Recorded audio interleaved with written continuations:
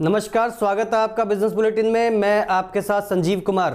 आइए बुलेटिन की शुरुआत करते हैं बिजनेस न्यूज हेडलाइंस के साथ। एसबीआई स्मॉल कैप फंड 7 सितंबर के बाद नहीं करेगा स्वीकार्य एक मुश्त निवेश।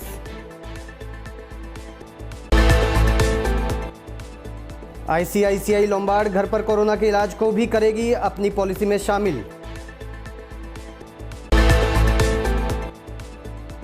आज सप्ताह के दूसरे दिन दिखी सोने और चांदी में गिरावट।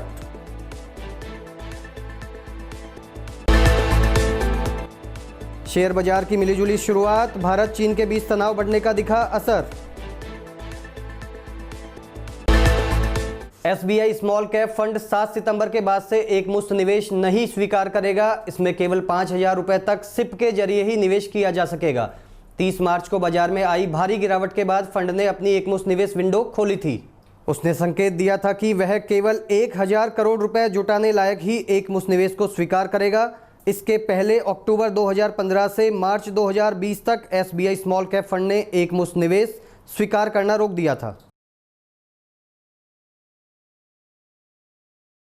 आईसीआईसीआई लोम्बार्ड के एग्जीक्यूटिव डायरेक्टर संजीव मंत्री ने कहा कि आज की कोरोना की स्थिति को देखते हुए अस्पतालों पर भारी दबाव बना हुआ है, वहीं बेड भी सीमित हैं। इसके साथ ही उन्होंने बताया कि करीब 80% मामलों में अस्पताल में भर्ती होने की जरूरत नहीं पड़ती है। होम आइसोलेशन की आगे और भी जरूरत बढ़ेगी।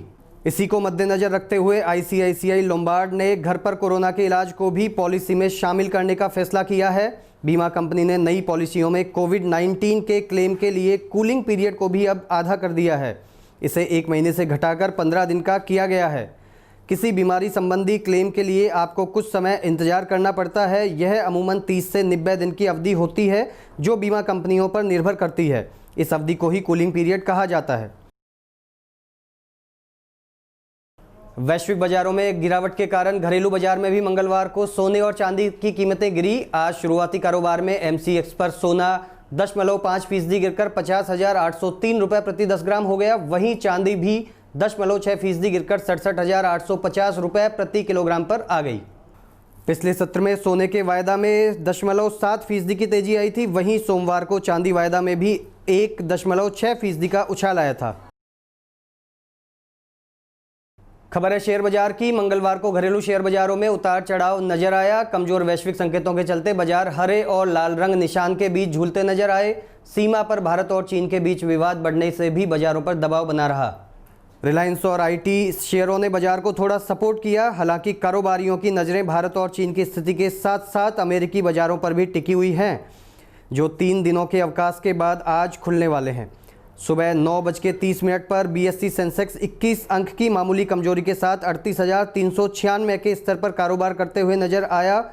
वहीं निफ्टी 50 इंडेक्स भी 7.75 अंक की हल्की गिरावट के साथ 11,347 के स्तर पर रिकॉर्ड किया गया।